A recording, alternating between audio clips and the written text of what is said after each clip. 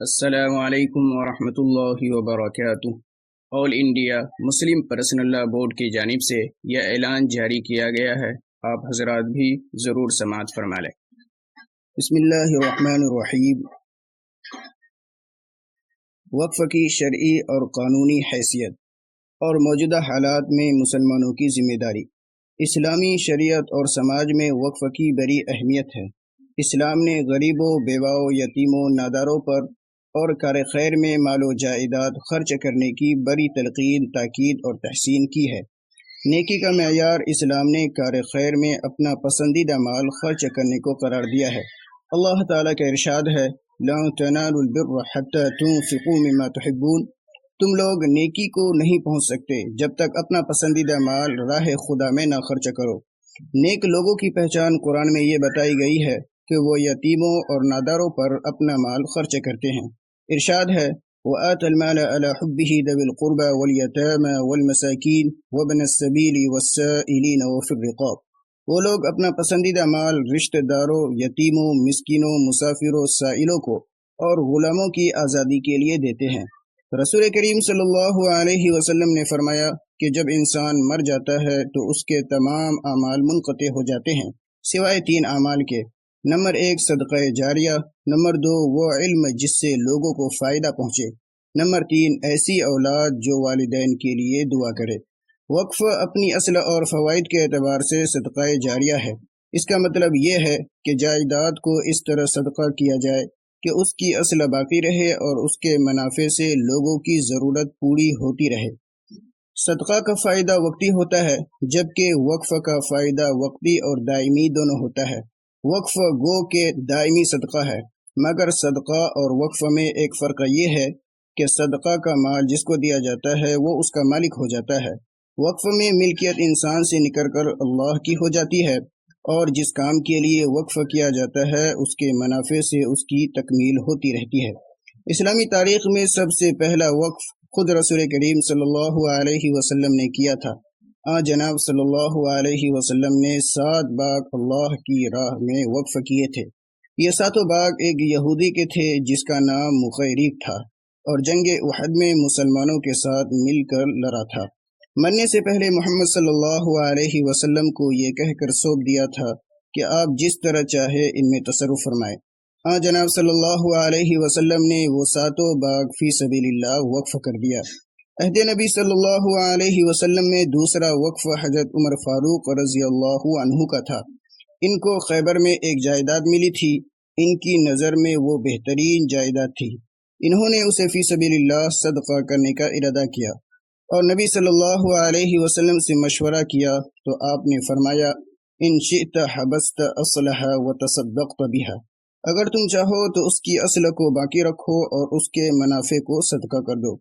چنانچہ حضرت عمر رضی اللہ عنہ نے خیبر کی جائیداد کو اس شرط کے ساتھ فقیروں، رشتہ داروں، مسافروں، مہمانوں اور غلاموں کی آزادی کے لیے وقف کر دیا کہ لا یباع ولا یوہب ولا یورث۔ اصل جائیداد نہ تو فروخت کی جائے گی، نہ ہبہ کی جائے گی، اور نہ وراثت میں منتقل ہوگی۔ اسلامی تاریخ میں تیسرا وقف حضرت عثمان غنی رضی اللہ عنہ کا تھا۔ مدینہ میں لوگوں کے لیے پانی کی قلت تھی، تو حضرت عثمان غنی رضی اللہ عنہ نے روما نام کا کنواں خریدا اور اسے اپنے استفادے کے ساتھ لوگوں کے لیے وقف کیا تھا۔ چوتھا وقف حضرت علی رضی اللہ عنہ کا تھا۔ انہوں نے اپنی جائیداد میں سے چشمہ ابی نیزر کو عام لوگوں کے لیے وقف کیا تھا، اور اس کا متولی حضرت حسین رضی اللہ عنہ کو بنایا تھا۔ پانچواں وقف حضرت ابو بکر رضی اللہ عنہ کا تھا۔ انہوں نے مکہ میں اپنا گھر وقف علی الاولاد کیا تھا۔ اس طرح بہت سے صحابہ کرام رضوان اللہ تعالی علیہم اجمعین اللہ کی رضا حاصل کرنے کے لیے اپنا مال اور جائیداد خدا کی راہ میں وقف کیا۔ ان صحابہ کرام میں ابو الدرداء انصاری، ابو طلحہ انصاری، عبد الرحمن بن عوف، ارقم، زبیر بن عوام، سعد بن عبادہ، حکیم بن حزام، ام المؤمنین حفصہ بنت عمر، خالد بن ولید، کعب بن مالک اور عروہ بن محمد رضی اللہ عنہم کے اوقاف کتب تاریخ میں جلی حروفوں میں لکھے ہوئے ہیں۔ صحابہ کرام کے بعد تابعین اور تبع تابعین میں بھی جائیداد وقف کرنے کا سلسلہ جاری رہا۔ عہد بنی امیہ اور عہد عباسیہ میں مال و جائیداد کو فی سبیل اللہ وقف کرنے کا رجحان مسلسل ترقی کرتا رہا۔ مسلمان جن ملکوں میں گئے وہاں انہوں نے مال و جائیداد فی سبیل اللہ وقف کیا۔ خود ہندوستان میں مسلم حکمرانوں، مالداروں اور اہل خیر کے ذریعہ بڑی تعداد میں جائیداد مساجد، بیت اللہ، خانقاہ، مدارس، قبرستان، امام بارہ، سرائے اور فقراء و مساکین کی امداد کے لیے وقف کی گئی۔ یہ سلسلہ آج بھی جاری ہے اور قیامت تک جاری رہے گا۔ 1857 میں جب انگریزوں نے مسلم حکومت کا خاتمہ کر کے اقتدار پر قبضہ کیا تو حکومت کی تمام املاک ان کی ملکیت میں چلی گئی اور بہت سی وقف کی جائیداد پر بھی قبضہ کر لیا۔ مسلمانوں کے احتجاج کرنے پر انہوں نے باقی وقف کی جائیداد پر مسلمانوں کا استحقاق تسلیم کیا اور 1863 میں ایکٹ دفعہ 20 کے تحت وقف جائیداد کی تولیت مسلمانوں کے حوالے کی۔ آزادی ہند کے بعد اوقاف کی جائیداد کی حفاظت کا مسئلہ پھر درپیش ہوا۔ حکومت ہند نے 1954 میں مسلم وقف ایکٹ منظور کیا۔ اس میں اوقاف کی حفاظت اور انتظام کے نقطۂ نظر سے بہت سی کمیاں رہ گئی تھیں، جن کی طرف مسلم علماء اور وکلاء اور سیاستدانوں نے توجہ دلائی۔ چنانچہ 1959، 1964 اور 1969 میں وقف ایکٹ میں ترمیمات کی گئی، لیکن ابھی بھی بعض خامیاں تھیں۔ ان کی اصلاح کے لیے 1995 میں نیا مسلم وقف ایکٹ منظور ہوا اور اس میں بھی 2010 اور 2013 میں اصلاحات و ترمیمات کی گئی۔ جسٹس راجندر سچر کمیٹی نے اپنی رپورٹ میں مسلم اوقاف کی حفاظت اور انتظام سے متعلق جو تجاویز پیش کی تھی ان کا بھی لحاظ رکھا گیا۔ موجودہ حکومت نے پارلیمنٹ میں مسلم وقف کے سلسلے میں نیا بل 2024 پیش کیا ہے۔ اس بل میں جو ترمیمات تجویز کی گئی ہے ان سے مسلمانوں کو اختلاف بھی ہے اور وہ اس سے دل گرفتہ بھی ہے۔ حکومت نے اسے مشترکہ پارلیمانی کمیٹی کے حوالے کر دیا ہے، جو پارلیمنٹ کے سرمائی اجلاس سے پہلے اپنی سفارشات پیش کر دے گی۔ اس مجوزہ بل کو اگر اسی طرح منظور کر لیا گیا تو وقف املاک مسلمانوں کے ہاتھ سے نکل جائے گی۔ لہٰذا ضروری ہے کہ وقف کا مقصد، استعمال، متولی، قابضین اور متصرفین کے احوال کو سامنے رکھ کر مجوزہ ترمیمی بل کو واپس لیا جائے۔ بعض اہم ترمیمات حسب ذیل ہیں۔ نمبر 1، مجوزہ ترمیمی بل 2024 کی دفعہ 1 میں تجویز رکھی گئی ہے کہ وقف ایکٹ 1995 کا نام بدل کر وقف انتظامی اختیارات، کارکردگی اور ترقی ایکٹ رکھ دیا جائے۔ یہ طویل نام لوگوں کے ذہن و دماغ سے وقف کو اوجھل اور بے اثر کر دے گا، اس لیے مختصر وقف ایکٹ کے نام میں تبدیلی نہ کی جائے۔ نمبر 2، ایک نئی دفعہ تھی، اسی کے تحت ضلع کلکٹر کو اختیار دیا جانے کی تجویز ہے کہ وہ کسی بھی وقف جائیداد کی نوعیت بدل کر حکم نامہ جاری کر سکتا ہے کہ یہ سرکاری ہے اور اس کے مطابق نیو ریکارڈ میں تبدیلی کر سکتا ہے۔ اس کے بعد ریاستی حکومت وقف بورڈ کو حکم دے گی کہ اس جائیداد کے اندراج کو اوقاف کے رجسٹر سے خارج کر دے۔ اس تجویز سے وقف کی املاک سرکاری تحویل میں چلی جائے گی۔ نمبر 3، موجودہ وقف ایکٹ کی دفعہ 9 کے تحت مرکزی وقف کونسل میں 14 ممبر ہوتے ہیں اور ان کا مسلمان ہونا ضروری ہے۔ 2024 کے مجوزہ بل میں مسلمان کی شرط ہٹا دی گئی ہے اور ممبروں کی تعداد 14 کے بجائے 23 کر دی گئی ہے۔ اس میں بھی 2 غیر مسلم ممبر کا ہونا لازم کیا گیا ہے۔ اس طرح مسلم وقف سے مسلمانوں کی تعداد کم ہو جائے گی۔ نمبر 4، مجوزہ بل میں وقف کے مرکزی انچارج جو خود چیئرمین ہوں گے، ان کے علاوہ 3 پارلیمنٹ کے ممبران کا بھی مسلمان ہونا ضروری نہیں، جبکہ ہندوستان کی مختلف ریاستوں میں ہندو املاک کا تحفظ اور انتظام کرنے والے کے لیے ہندو ہونا لازم ہے۔ یہی ضابطہ وقف میں لاگو ہونا چاہیے۔ نمبر 5، موجودہ ایکٹ کی دفعہ 14 کے تحت صوبائی وقف بورڈ میں 7 سے 11 تک ممبران ہوتے ہیں اور ان سب کا مسلمان ہونا ضروری ہے، لیکن مجوزہ بل 2024 میں مسلمان ہونے کی شرط ختم کر دی گئی ہے، نیز 2 ممبروں کا غیر مسلم ہونا لازم قرار دیا گیا ہے۔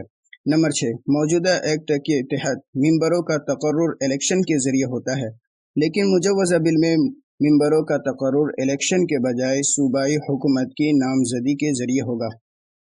نامزدی کی تجویز غیر جمہوری ہے اور مفاد عامہ کے خلاف ہے۔ نمبر 7، موجودہ ایکٹ کی دفعہ 123 کے تحت صوبائی وقف بورڈ کا ایک چیف ایگزیکٹو آفیسر ہوتا ہے جس کا مسلمان ہونا لازم ہے۔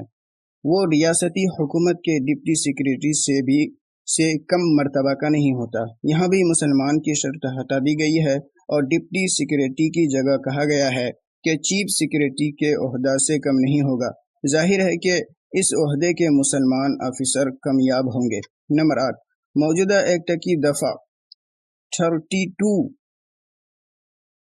میں ایک ذیلی دفعہ یہ تجویز کی گئی ہے کہ اگر کوئی وقف نئے قانون کی منظوری کے 6 ماہ بعد تک ازسر نو رجسٹر نہ کرایا جائے گا تو اس وقف کے حق کے نفاذ کے لیے کوئی مقدمہ اور قانونی کارروائی نہیں کی جا سکے گی۔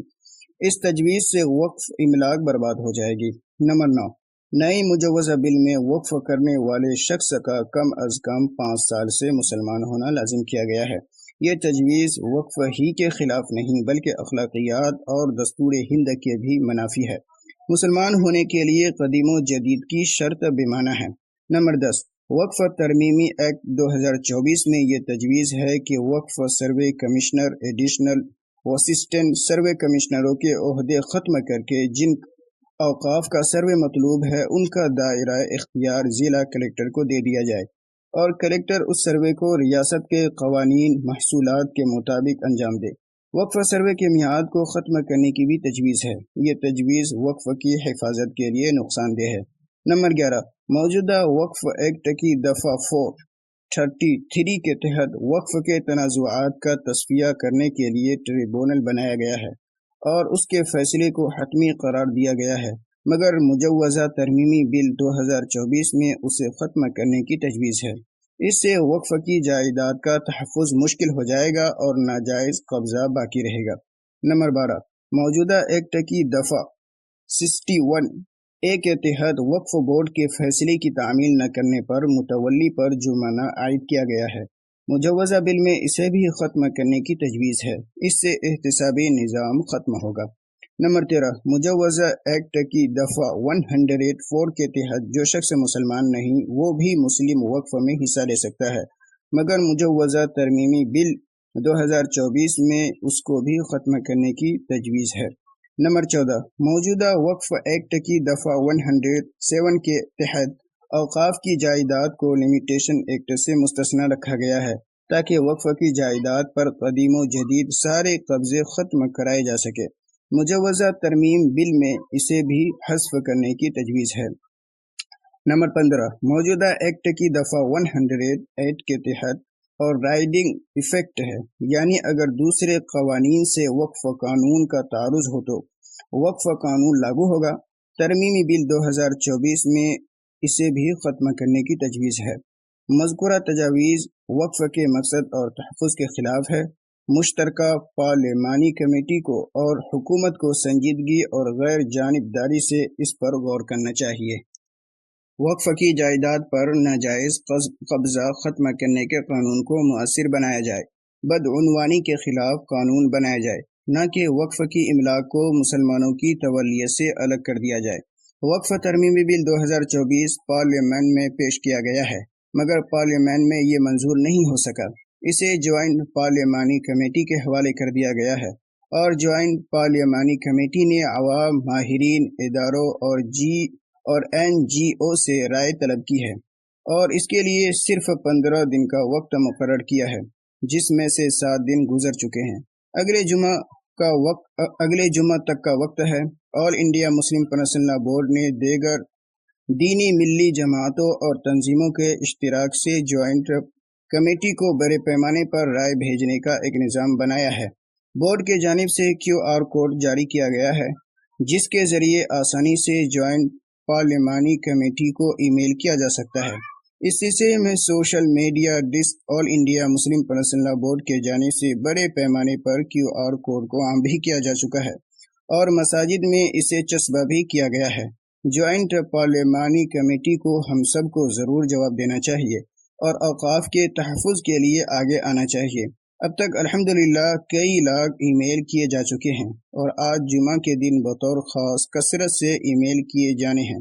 تمام مسلمین کرام اور برادران اسلام سے گزارش ہے کہ بورڈ کے QR کوڈ کو استعمال کرتے ہوئے آج ضرور بھی ضرور ای میل کریں۔ ہمیشہ یاد رکھیں کہ جمہوریت میں اٹھے ہاتھوں کی قیمت ہوتی ہے، گرے ہاتھوں کی قیمت نہیں ہوتی۔ ہمیں پوری قوت اور مضبوطی کے ساتھ جوائنٹ پارلیمانی کمیٹی کو جواب بھیجنا چاہیے اور حکومت کو صاف صاف یہ بتا دینا چاہیے کہ ہمیں یہ وقف ترمیمی بل کسی بھی قیمت پر منظور نہیں۔ ہم اسے پورے طریقے پر مسترد کرتے ہیں اور اس بات کا اعلان کرتے ہیں کہ ہم ایسے ظالمانہ قانون کو قبول نہیں کریں گے۔ ہمارا یہ مطالبہ ہے کہ حکومت اسے واپس لے اور وقف ایکٹ میں کوئی ایسی ترمیم نہ کرے جس سے وقف ایکٹ کمزور ہو جائے اور اوقاف کا تحفظ غیر یقینی بن جائے۔ نوجوانوں سے گزارش کی جاتی ہے کہ وہ بورڈ کی جانب سے جاری کیا گیا QR کوڈ سوشل میڈیا پر زیادہ سے زیادہ عام کرے اور تمام اہل ایمان خود بھی اور اپنے اہل خانہ سے بھی ضرور ای میل کرائے۔ ہو سکتا ہے کہ آنے والے دنوں میں بورڈ کی جانب سے اس سلسلے میں کوئی تحریک بھی چلائی جائے۔ اس وقت بھی آپ کو اپنی دینی اور ملی جماعتوں کی آواز پر لبیک کہنا ہوگا اور مضبوطی کے ساتھ میدان میں کھڑا ہونا ہوگا۔ اللہ تعالیٰ ان مشکل حالات میں ہم سب کا حامی و ناصر ہو اور ملک و ملت کی حفاظت کا فیصلہ فرمائے، آمین۔ وآخر دعوانا ان الحمد للہ رب العالمین۔